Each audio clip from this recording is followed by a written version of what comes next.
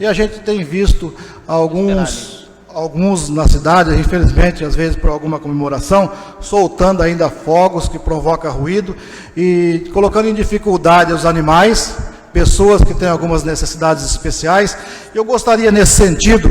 que a Prefeitura de Maracaju se mobilizasse através de alguma secretaria, em especial a Educação e o Gabinete do Prefeito, que fizesse um trabalho pedagógico nas escolas, informando que é proibido a queima de fogos de artifício que provoca estampido no nosso município,